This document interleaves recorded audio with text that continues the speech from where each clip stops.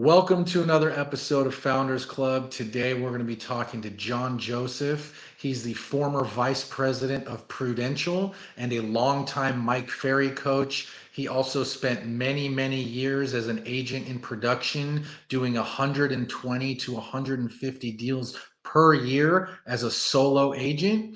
And on this episode, we're going to be doing something special. I'm going to take you behind the scenes of a private call we did with our team, talking about all the NAR rule changes and the objection handlers and how to talk to your clients about everything related to the NAR settlement, the documents moving forward, and everything you need to know to handle objections and present with confidence. If you have any questions, put them in the box down below. Make sure you check out the links in the description. And as always, if you like money and you like real estate, hit that subscribe button and we'll see you on the inside. Welcome to Founders Club, the show for real estate entrepreneurs. We're going to be going through all of the things related to the NAR settlement in terms of how to present that properly, how to make sure we're saying the right things, make sure we're not saying the wrong things, also overcoming the common objections that have been coming up around these new documents, the new forms, the new processes and procedures. So this should be a very insightful call. And John, thank you so much for taking the time for us today. Well, I do appreciate that, Oliver, and everyone here. Hey, Oliver, a quick question before we get started. Could people interact with me? Yes, I can monitor the chat as we go. Good. Okay. Excellent. Well, thank you very much for that, guys. I do appreciate you all being here this morning. We have a topic that, has been in the news, has been on just about everybody's lips if they're involved in real estate in any which way, shape, or form. We know that handling the new objections, the new questions, are a concern for a lot of real estate agents throughout the country. Believe it or not, right before this call, I was on a very similar call with a company in Florida where agents are just literally freaking the heck out over how to handle these questions that are coming up from both buyers and sellers about the lawsuit. So in this session today, we're going to cover some key strategies for addressing these concerns from buyers and sellers in a way that hopefully you can very confidently help them understand what is happening and how it affects either the sale of their home or the purchase of their next home. We're going to talk about navigating these common objections with a focus on maintaining some trust, some transparency, and providing value to our clients despite what's going on in this whole shifting landscape. So hopefully by the end of this presentation, and mind you, it's only going to be about give or take 45 minutes. By the end of this presentation, I hope that you'll at least feel more equipped to handle client questions and concerns, ensuring that you are perceived as the expert in the industry. So before we get started, I need to thank Kim, your broker. Kim, one of these objections and questions we're going to be reviewing today have come from agents throughout the country who are involved in doing a lot of transactions. And these are the most common questions or objections that they were coming across. And we put them together with a lot of their own responses. But as we all know, California and your California Association of Realtors have some very specific guidelines that have to be followed. And Kim was kind enough to help refine a lot of these answers to make sure that they are valid in the state of California. And as all of you know, what happens in California doesn't stay in California. It spreads across the entire country because you guys are generally the leaders in policy and procedure. So with that said, we're going to get going. If you can, type into the chat, could somebody tell me what an objection is? An objection is a question about the process. That's from Zap. Abra, a reason to not do something. That's interesting. Okay, so let's write this down, folks. And thank you for those answers. Aria, a concern or hesitation raised by a customer. Excellent. So an objection is an unanswered question in the mind of the client. That's all an objection is. It's an unanswered question. So, for example, the most common objection, will you lower your commission? The other agent said they would. That's an objection, but really the unanswered question in their head is, well, hold on. I don't understand why you're charging me 3%, while the other agent down the street who I met with said they're only going to charge me 1.5%. So as a professional salesperson, and let's be clear, that's what you are, you're a salesperson. As a professional salesperson, your job is to answer that question. So when you're able to answer the question, you're handling their objection. Now, the difference between an objection and then what we call a condition, right? A condition is something that you have no control over. Okay, so somebody might say, yeah, I want to list, but I can't list for another 6 months. And then we always ask them, great, what's happening in 6 months? And their answer is going to be something like, well, I have to wait for my kid to graduate, or I have to wait for my retirement to kick in. That's something you have zero control over. Okay, so today we're dealing with the objection side as opposed to the condition side. So you guys all should have handouts. I believe they emailed them to you. And we're going to deal with the buyer objections first, because these are the most common ones. So one of the most common questions that we're hearing from the buyer side of this equation is, why do I need to sign a buyer broker agreement with you?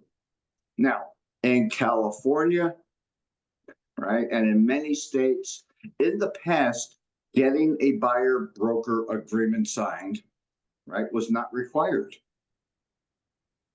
And that's interesting, because I always ask agents, listen, if you're going to take a listing and the listing was for $700,000 and the client was willing to pay you 7% commission, pay a transaction fee or whatever you guys call it there, right, and we'll price the home exactly what you say it should be priced at, would you take the listing? And everybody always raises their hand, yes, I would take the listing. Right. But if I said, well, hold on now, what if they agreed to pay you the 7% transaction fees, et cetera, but they said, I'm not going to sign a contract with you? Would you still work on getting that listing sold? And the answer 9 out of 10 times is, well, no. And I always ask, well, why not? And the answer is always the same. Well, there's no guarantee of me getting paid. So it's interesting, agents will not take a listing without having a contract signed, but in the past, they would take a buyer out without getting any type of contract signed. They would spend hours and hours and days and weeks and sometimes months, sometimes years, showing 20, 30, 40 homes without any guarantee of getting paid, right? The nice thing about this lawsuit is that now our industry is becoming a little more decisive in what really has to happen and acting like more of a professional industry than just something we're kind of winging. When you're working with any type of client, buyer or seller, you now need to get a contract signed, right? Protecting your rights to get paid if you do your job properly. And if we think about it, what other industries get contracts signed before we start, right? If you go to meet with a doctor, they make you sign off all these forms guaranteeing payment. If you meet with an attorney, you sign an engagement letter guaranteeing payment, right? No matter what you do, any kind of real profession out there gets contracts signed to make sure the provider is getting paid. Well, with this whole NAR lawsuit, well, now it's benefiting you if you're working with buyers, because there's a high likelihood that you will be paid if you do your job properly. However, buyers, and we're just going to talk about the buyer side right now, Buyers do not understand why it's important. Because in the past, buyers thought, well, I'm going to go meet with Mary Lou Bick. She'll show me houses. And if she doesn't show me anything I like, I'm going to jump over to Johnny Pots and Pans because John might show me different types of houses. That, at least that was their perception. Now we're getting to the point where we're saying, and based on this NAR lawsuit, if you choose to work with me as your buyer's agent, I am going to do certain things, right? And you're going to pay me for that. Now, there's a lot of different ways you could get paid, but it's going to happen. Alrighty, so that's the good part about this NAR lawsuit, is that now you as a buyer's agent, much like a listing agent, you have to get a contract signed to ensure that you get paid in one way, shape, or form. We'll talk about that in a second. Now, let's understand something about objection handlers and the frequently asked questions asked most commonly by buyers. This is not only a way to answer their unanswered questions, otherwise known as an objection, but this is a great, these comments or responses are a great way for you to better understand what is going on in the industry. So let's look at the very first one under buyer broker agreement objection handlers. And this is the number one question that comes up all the time, or objection, whatever you want to call it. Why do we need to sign a buyer's agreement with you? Right? The most common. Now, here's the response. You know what? I can totally appreciate you asking that question, Mr. and Mrs. Buyer. And there have been a number of recent changes in our industry.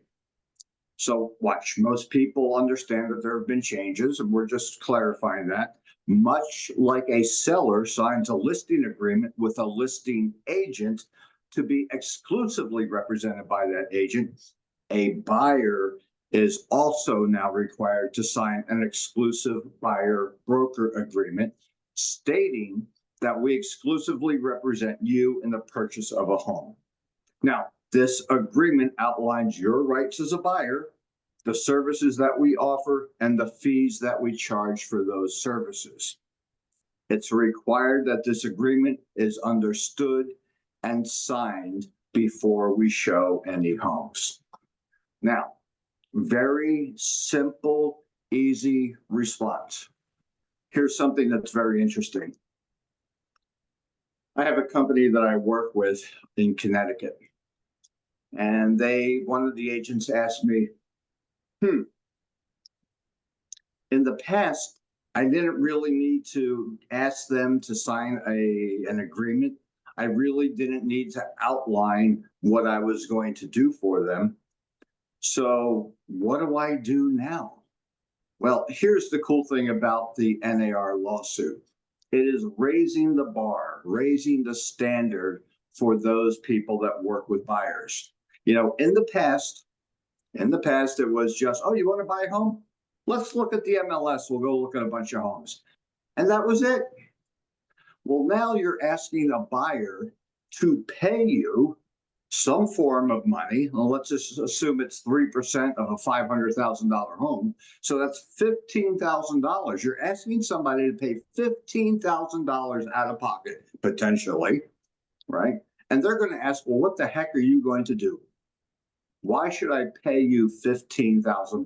Because remember, in the past, the commission or compensation, I got to be careful here, right? Because in California, they've kind of taken the word commission out of everything and now use compensation. The compensation to the buyer's agent has been built into the price. Now it is being decoupled, all righty? So we have to be able to answer the question, why do we need to sign an agreement with you? And we're just making a very simple comparison. You know what, Mr. Buyer, if you were listing your home for sale, you would sign an agreement with the listing agent. Well, now you have to do the same thing as a buyer, right? We just need to keep it simple.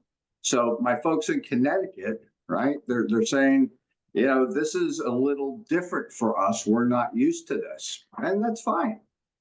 Okay, nobody, you know, there's always changes in real estate. And here's the good news. Changes create a little bit of discomfort for some of us, but that's where growth as a professional salesperson comes into play. When we feel uncomfortable with a situation, we get to learn from it, right? And we get to become a better salesperson in that regard. So there's an alternate that a lot of agents have come up with. And the alternate here is when they ask, why do we need to sign a buyer's agreement with you? It says, I'm committed to spending a significant amount of time and expertise to represent you as a real estate professional and help you achieve your real estate dreams. Now, I cannot make that commitment to you unless I know that we have an exclusive mutual agreement to work together. Like all professionals, attorneys, accountants, even your auto mechanic, we require a signed agreement before we can begin. So this is a great result of this NAR lawsuit. Those of you that work with buyers are now going to be more protected in ensuring that you get paid. Now, obviously, I can't see all of you and I can't see if you're raising your hands, but theoretically, how many of you, by a show of hands, have worked with a buyer for a while, maybe showed them 5, 10, 15 homes, and poof, then they ghosted you or bought with another agent, right? This buyer broker agreement will at least help reduce that exposure to that happening as much as it used to in the past. Okay, so let's look at the next one here. It says, I'm not sure if I'll be able to pay for your services. What do we do then? Another very common question that's coming up, because buyers aren't used to putting money out of their own pocket, right? They're used to it being built in the deal. They thought for sure the seller was paying for all of it. Well, let's look at this, because now we're telling them, hey, you might have to pay us $10,000, $15,000, $20,000 at closing in order for me to provide services. So here's the response, right? So I'm not sure if I'll be able to pay for your services. What do we do then? Hey, here's the good news, Mr. Buyer, is there are 3 ways in which we can get paid. You know, the first is some sellers will choose not to pay for our fees, in which case you would pay us at closing. That is a true fact. They might not like it, but it's true, and our job is to tell them the truth. Number 2, some sellers will pay part of our fee, and you will only be responsible for the balance of that fee. That happens. I see that all the time with my clients, right? The sellers might say, okay, we'll pay 1% towards the buyer's agent's compensation. But if your buyer broker agreement says you're going to be getting paid 3%, right, then you have to go back to your buyer and they will be responsible potentially for that other 2%. Okay, so the good news is there are 3 ways. Some sellers will choose not to pay our fees, in which case you'll have to pay us at closing. Some sellers will pay part of our fee, and you will only be responsible for the balance. And third, some sellers will choose to pay all of our fees. Now, these are the 3 options.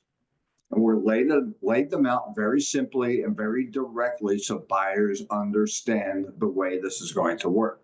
It goes on to say the good news is I'm going to make sure that our contracts are clear about who's paying the commission and how much. I'll also make sure you know how commissions are paid for each listing even before we look at it. That way you can decide which homes you want to see based on price and commission. Now, let's talk about that last paragraph because there's a lot of questions about it. So the good news is I'm going to make sure that our contracts are clear about who is paying the commissions and how much. So what your buyer broker agreements, right, are going to outline the commission that you charge. And I'm hoping that you are all putting down 3%. Because let's be clear about the way this whole NAR lawsuit worked out. If you put down 2%, you're going to charge the buyer. But let's say you're selling a new home and the new home check is going to pay you 3%. You can't collect the difference. The only thing you're allowed to collect is 2%. because that's what you've contracted for. So let's make sure your buyer broker agreements, you have 3% written down. So when it says our contracts are clear about who is paying the commission, at least in your buyer broker agreements, as of right now, it is saying that you, Mr. Buyer, Ms. Buyer, will be paying the commission. Okay. It goes on to say that, well, let's continue on with that point. In some of your contracts, and this is the way the industry is starting to morph itself, and it's kind of against what we were all taught years ago, is that a lot of agents on the instruction of their buyer are putting into their purchase contracts that the seller will pay X% of the sales price as compensation to the buyer's agent. So there's another situation where the contracts are going to be clear about who is paying what. Now, we all know, right, if we put in the seller is going to pay up to 3% of the buyer's compensation for their agent, right, the seller will most likely counter with something like 2 or 1%. So once again, the contracts are going to be clear about who is paying what. Now, let's think about this in reality. You have on your buyer broker agreement that you want 3%. The seller comes back, right, and says, you know what, we're only going to pay you 3 or 2%. I know you put in 3, but we're not paying 3. We're going to pay 2% towards the buyer's agent's compensation.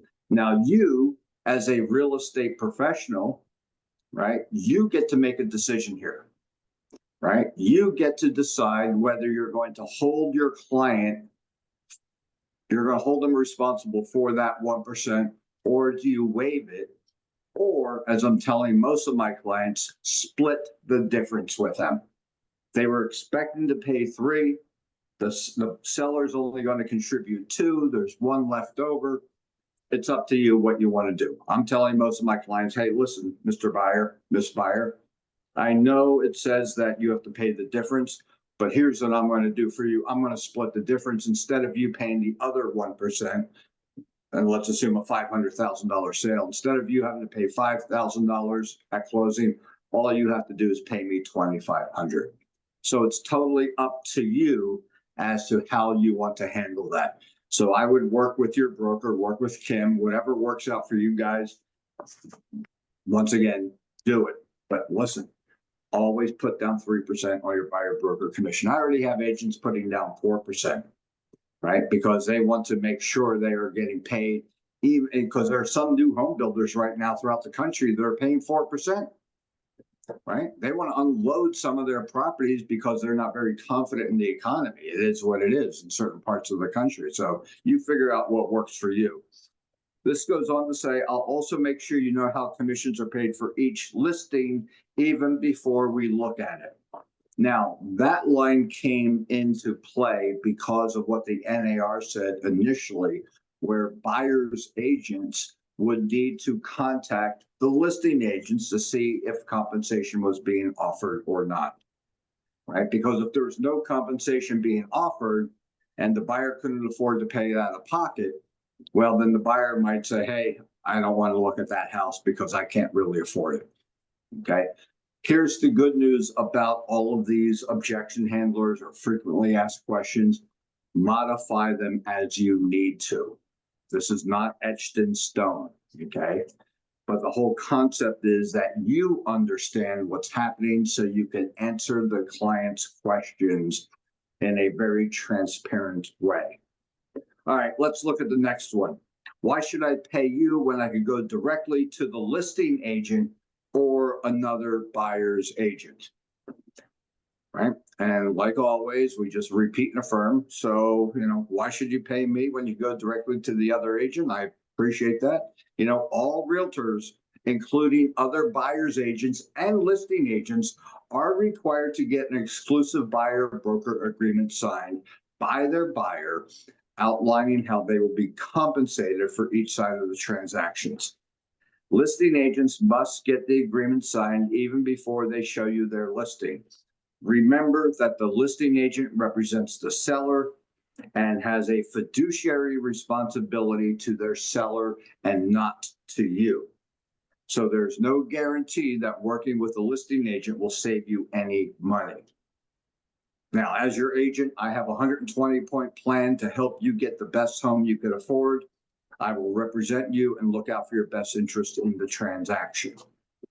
Now, let's go back to the end of the first paragraph, or the middle. It says listing agents must get the agreement signed even before they show their listing.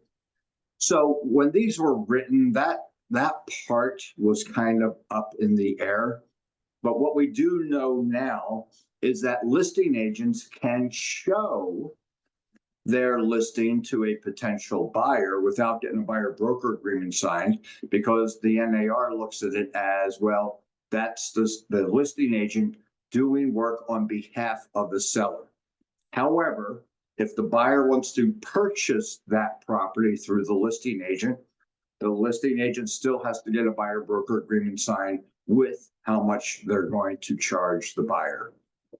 And guys, let's remember, the important thing here is, yeah, you can work with other realtors, or you go to another listing agent or the listing agent, but you're still going to have to sign something if you want to buy. And oh, by the way, if you go to the listing agent, they're not out for your best interest. Their whole motive is to get the seller the most amount of money. So that's something we really want to focus on. Guys, if you have any questions, just pop them up in the chat and I'll be more than happy to answer them. Yeah, listen, you're going to get 45 minutes of me talking, it sounds like, since nobody wants to play with me today. So there you go. So it says, next one, what if I want to work with another realtor at the same time? And this is kind of one of my favorite ones. You know, it's kind of like being married. You can only be married to one person at a time. Okay, let's stop here. I couldn't use that line in Utah. Hopefully you're all laughing at that very bad joke. All right, so what if I want to work with another realtor at the same time? It's like being married. You can only be married to one person at a time. The law now requires a buyer agreement everywhere in the country. Any other buyer's agent you may want to work with is going to ask you for an exclusive agreement as well. Very straightforward. Okay, guys, you don't need, oh, and this is the point I was trying to get to with my Connecticut people. They were always asking me, well, we got to tell them more. We got to tell them more. No, you don't. The more you talk, the more confusing it gets for the buyers and or the sellers. So keep your responses tight, short, and clear, right? We just have to give them the information to help them be able to understand what's happening. You don't need to go into these huge discussions, right? One of the things that we've learned over the years, and listen, the company that I was running, we used to have about, well, we did 15 to 20,000 transactions a year. All right. And when I was coaching a lot of those agents and managers, one of the things that we learned is the more people talk, the more they talk themselves out of a deal. Okay. So let's not go into these long responses with buyers or sellers. Okay. Can we please get a copy of the objection handlers? I thought, Sophia, they sent them to everybody.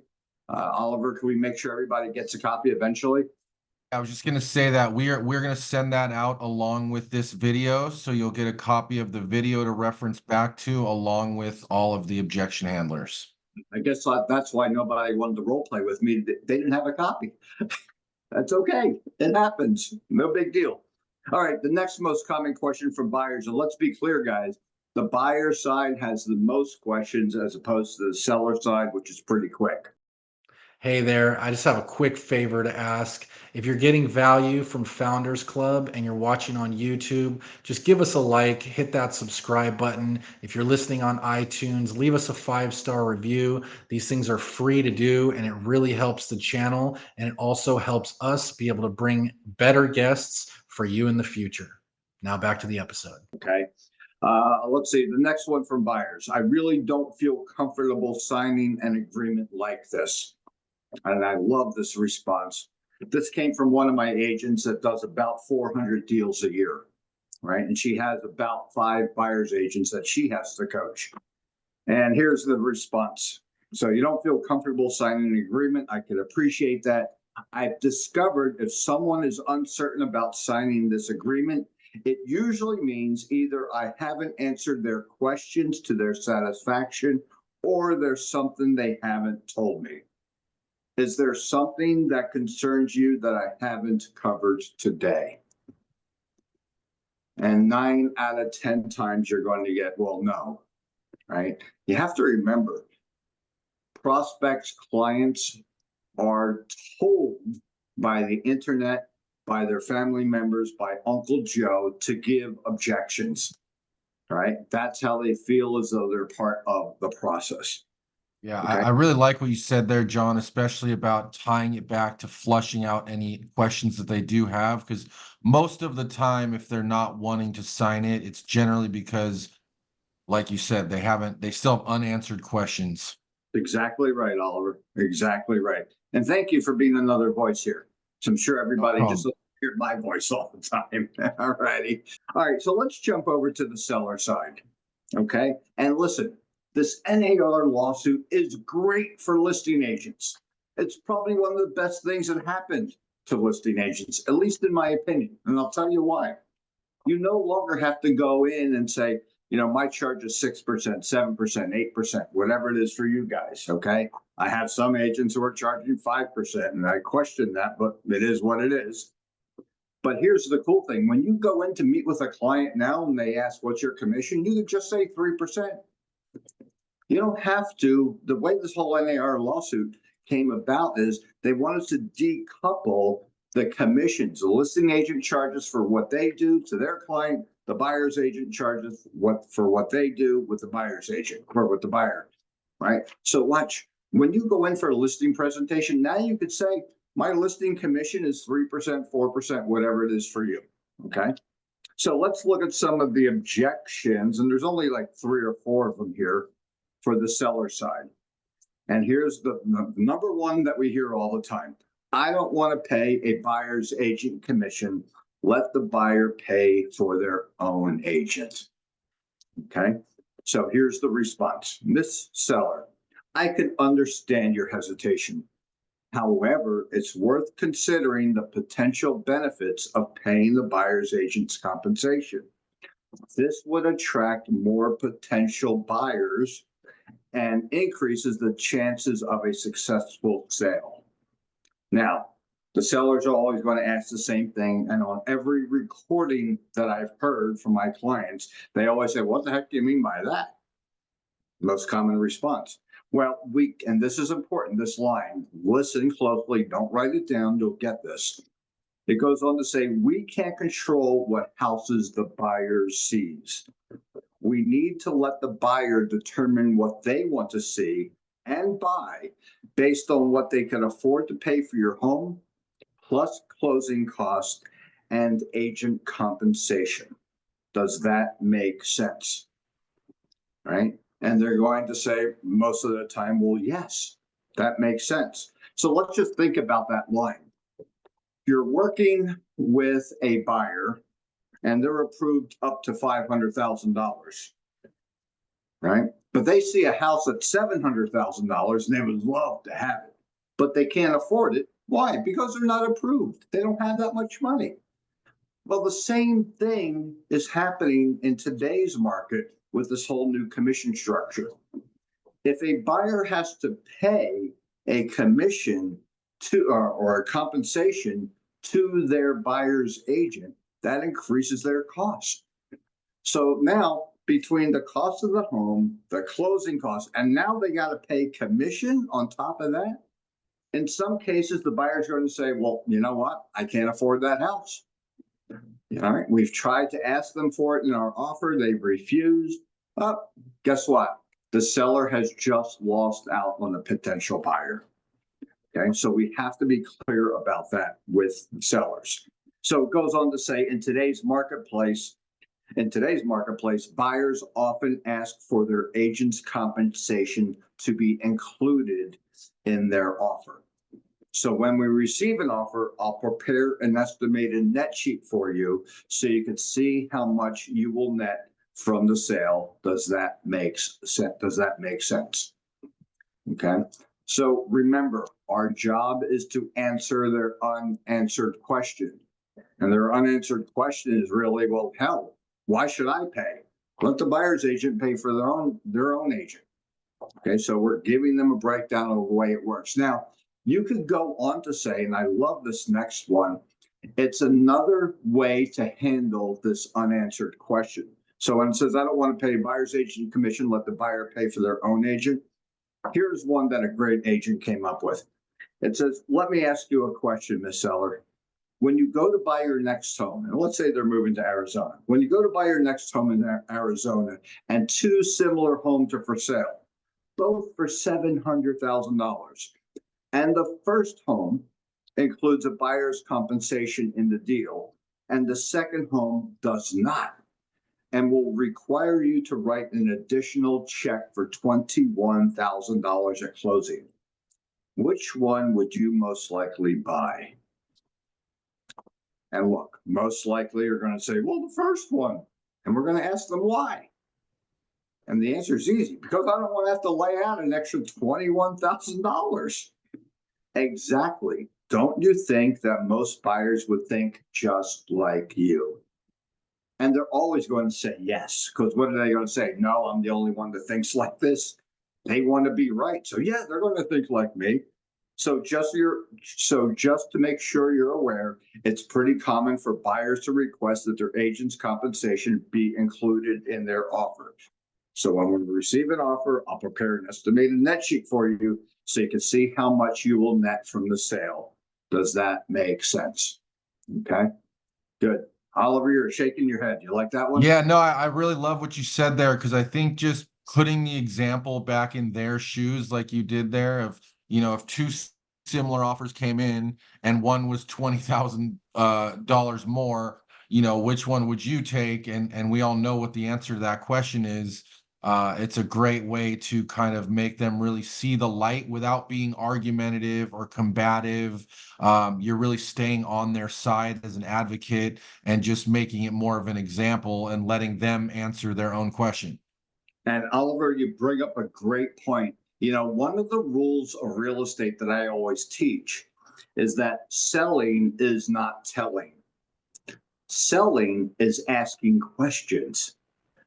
That's what selling is. We don't tell people stuff, right? We ask questions, and every one of these responses are all question based. Okay, so when we're asking questions, we get the client involved in the process, and they end up answering their own objection or their own question. And that's the beautiful thing. You don't have to sell them; just ask questions and let them sell themselves. It's a beautiful way to do business. Yep, we're getting some thumbs up on that too. So if you guys like it, give them some thumbs up, ask any questions in the chat, and we'll keep it moving. But really good stuff. Thanks, John. Good. Yeah, guys, I'm just listening to my own voice. So if you like it, do me a favor, give me a thumbs up, a smile, or something. I love Zoom. It's so fun. Here's the next one. Why don't you pay them out of your commission? And when I first heard this one, the hair, well, whatever hair I have, went up on the back of my neck. It's like, how dare you take it out of my own commission? But let's think about this. So they're going to say this to you. Why don't you pay them out of your commission? Miss Seller, do you see the value in what I have to offer? And most of the time they're going to say yes, unless you did a really crappy job. But they're going to say, well, yeah. And do you feel my process for selling homes would get you the results that you want? Well, yeah, I think so. And do you think I could sell your home? Well, yeah, of course you can. Well, my fee for my services is X%, whatever that happens to be, whatever you charge. So let's do the right thing and sign the contract so you can move to wherever they're moving to, Arizona. Guys, we're not going to get into an argument with them. You will never, ever win. Okay? Just ask the questions. Do you see value in what I have to offer? Do you feel as though I could get your home sold? Right? The fee for all of that is this, and that's just the way it goes. Listen, when you go in to see a doctor, you want to get healed. You have a problem that needs to be fixed. They have a price. You don't even know what the price is, right? But you're at the doctor because you believe that doctor could do the job. And you're going to pay whatever it's going to take. Your insurance company is going to pay, and then you're going to pay some too. Same thing here. This is what I do. Do you feel as though I could get your home sold? And if the answer is yes, boom, here's my fee. right? We don't need to get in a big old discussion with them about it. Now, here's something that's interesting, and this is both for the buyer side and the seller side. You know, we don't want to be meeting with a client for hours on end, right? Listen, let's be clear. They're not looking for a new friend. They have their own, right? They're here. They're meeting with you because you are supposedly the professional. So the question becomes, how do you help them understand your value without just talking at them for 2 or 3 hours? And the suggestion, okay, and we've been teaching this for as long as I've been in real estate, is if you're going to be meeting with a seller, you should be sending them a pre-listing package. And that package contains information to help them understand your value. It also includes the contract so that they can read the contract before you meet with them. That way, when you meet with them, you're not there for an hour or 2 hours or 3 hours with them. A good listing presentation only takes about 20 minutes. That's all it does. So send them as much information as you can up front before you meet with them to help them understand your value. That way, when you are meeting with them, you're only dealing primarily with their questions and any issues they might have. So you could actually close on them and get the contract signed. Go ahead, Oliver, you're back in.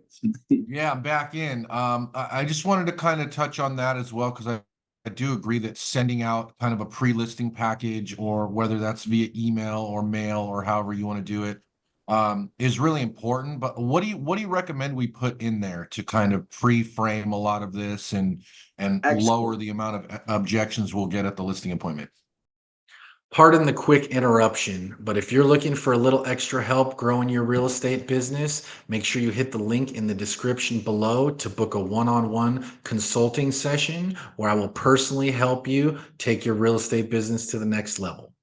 Over the last 15 years, I've grown a brokerage to over 1,000 agents in multiple states, consistently doing over $4 billion a year in sales, and we've been on the Inc. 500 5 times. I would love to personally help you reach your business goals and have the best year you've ever had. Book your session today, and now back to the podcast. Yeah, it's interesting, Oliver. When you use a pre-listing package and you're really good at your presentation, sellers will sign the contract 37% of the time, even before you show up to the house. It's a beautiful thing. So what should be included in this pre-listing package? It should be, well, of course, the comps, right? You should have your comps in there. You should have all of the steps that you take as a professional salesperson to get someone's home sold. Now, the NAR came out with a list of things that agents do on behalf of the sellers, and they came up with a list of about 170 points. Right, guys, go up to NAR. If you don't have those 170 points, you get it off of the NAR's website.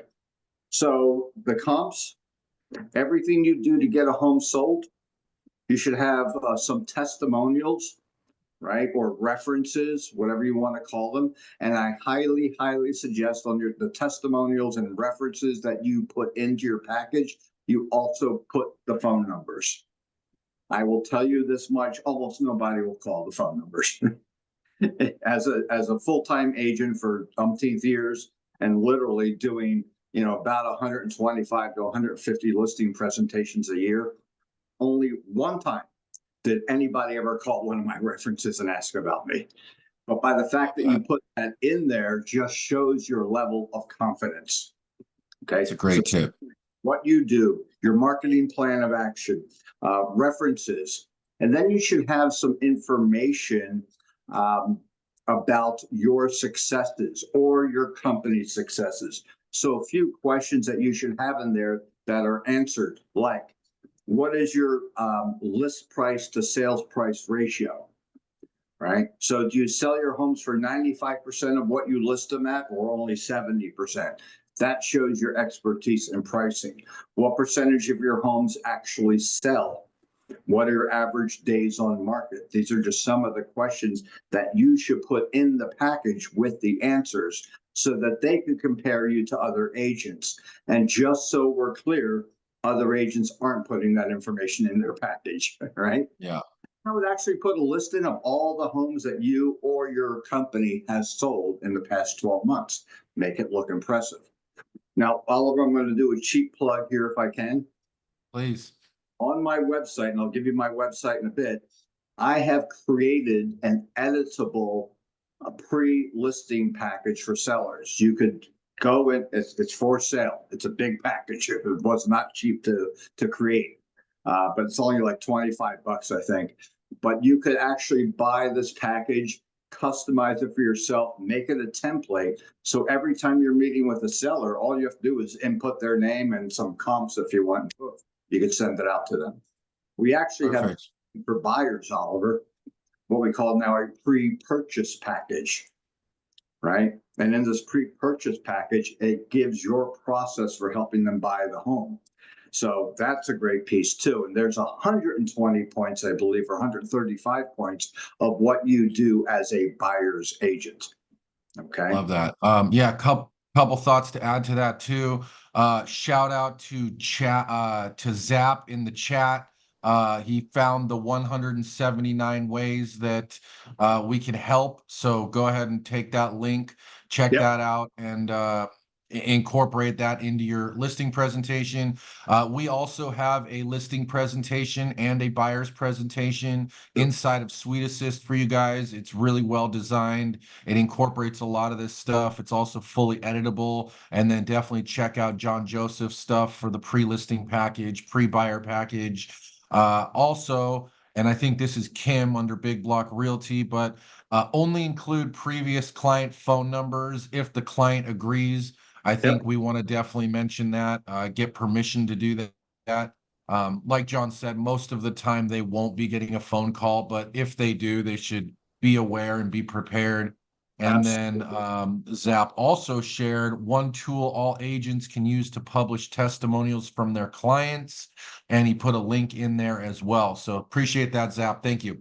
Not a problem. And, you know, one other thing, guys, you might want to consider, and I've done this with all of my packages throughout my whole career, is you take these objections and make a frequently asked question page, right? Put these objections in the package so that they could read them up front, so you're not dealing with them when you get to their house. Or when they come into the office, whatever the situation is. Real quick too, and Sophie's asking about where they can get the package or what that website was. Yep. Sophie, if you can wait till the end, I'll give you the website and everything. How's that? All right. Just sit tight. Sounds good. All righty. So let's move on real quick. Let's go on to the next one. Why don't we offer them X percent? Okay. So this is a seller talking to the agent.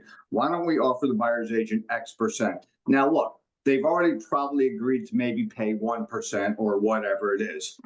And look, it says, I understand your perspective, and that decision is up to you. However, buyers are now required to sign a buyer broker agreement with their agents, and the compensation amounts on that agreement will vary. So historically, that amount has averaged higher than, and if the seller said, let's pay him 1%, you would say 1%. So historically, that amount has averaged higher than 1%. But the good thing is you'll be able to assess each individual offer and determine how much buyer's agent's compensation you want to pay based on their offer. And as with everything else, just so you're aware, it's likely that buyers will ask for the commission to be included in their offer, so that when we receive an offer, I'll prepare an estimated net sheet for you to show you how much you'll net from each offer based on different compensation amounts requested. Does that make sense? All right, let's get to the last one. And this is probably one of my favorites. If I'm going to pay a buyer's agent any money, then you have to lower your commission. That's another one where the hair goes up on the back of my neck. It definitely doesn't go up on my head.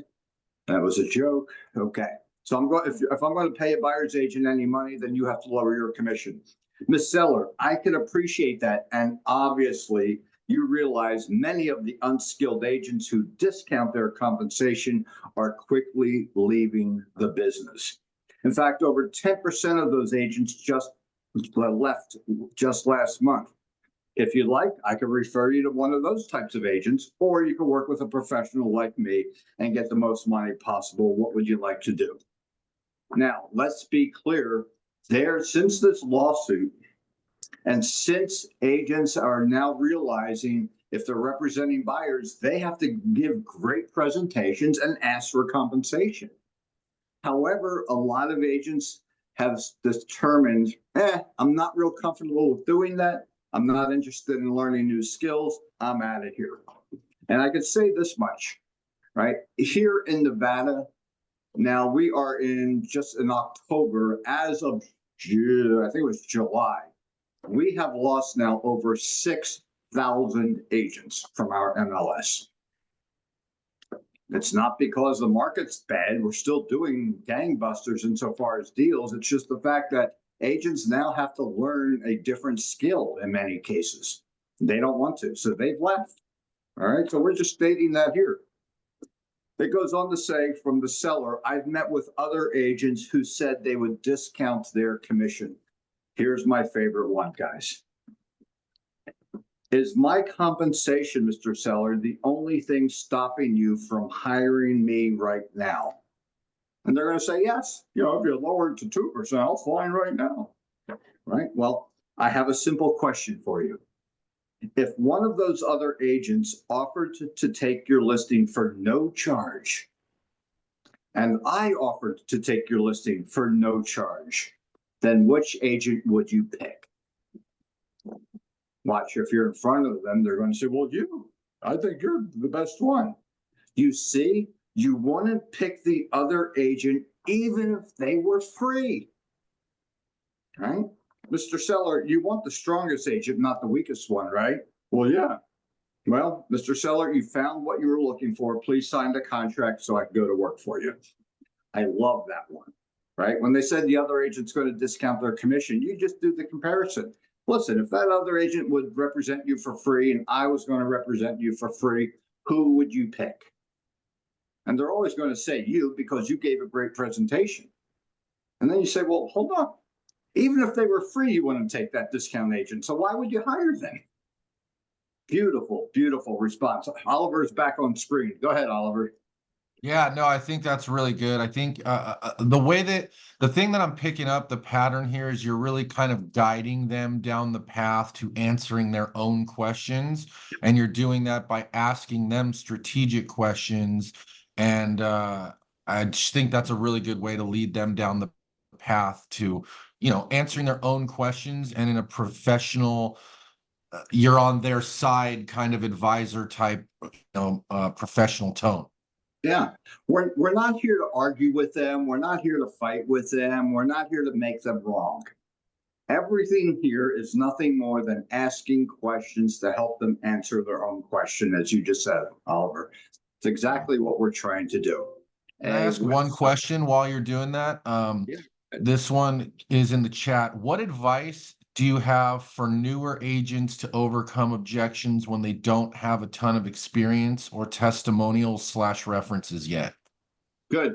All right. Let's deal with the testimonials or references. Use family and friends because they could attest to your integrity and your heart and your work ethic. That's what I would do there. Insofar as not having a lot of experience in handling objections, the best thing you could do is when you receive these objections from the company, memorize them.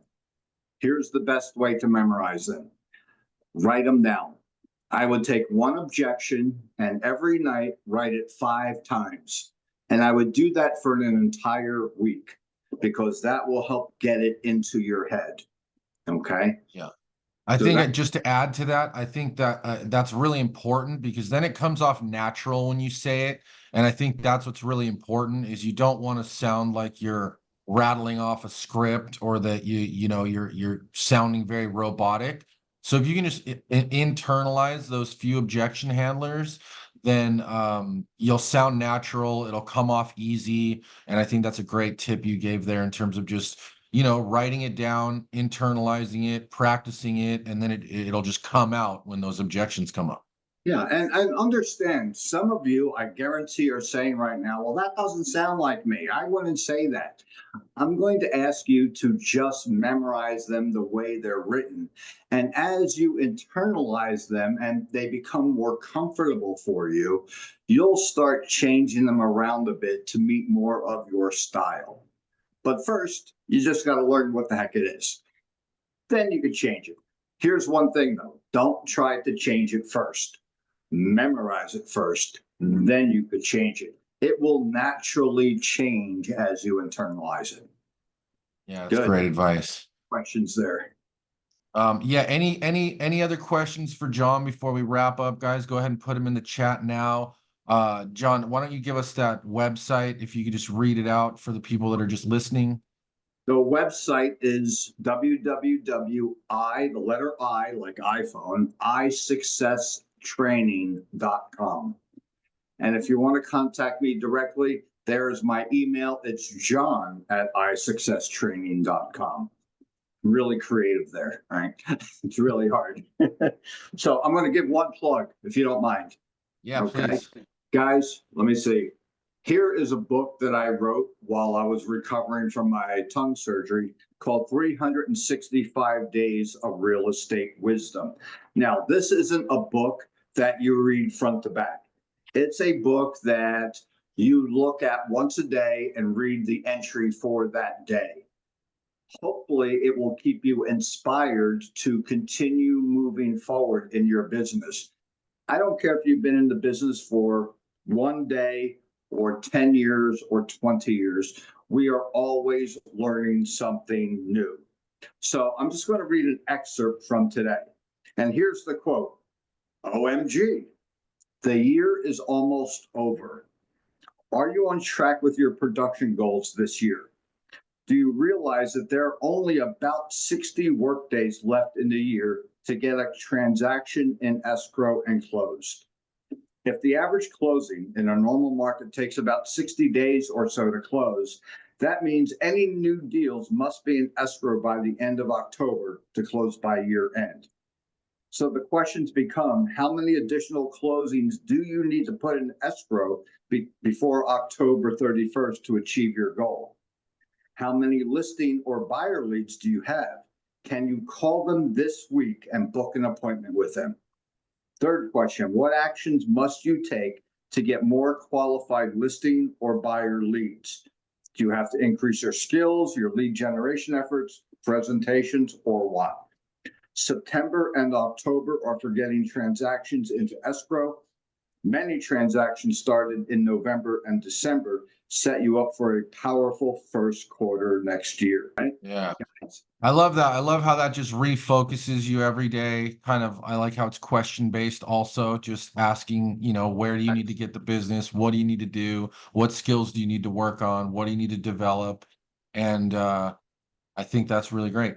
Yeah, this is like coaching in a book. It's just read it every day. You can buy the book on Amazon. It's a whole whopping $21.95, I think. Right? It's an easy purchase. Guys, thank you very much. If you have any questions, email me at john@isuccesstraining.com. Go to the website. We have some podcasts up there, miscellaneous other stuff you can check out. Alrighty. And with that said, Oliver, anything else we need to cover? No, very cool. Again, just really appreciate you taking the time to do this with us. We will send out the objection handlers and things like that so everybody has them. So we'll put them into the back office with the video of everything. And really appreciate your time and everybody on the call. Let's finish the year strong. Let's keep pushing, keep doing what you're doing, and all the best. Thank you, guys. Listen, have a great day, and let's go book an appointment today.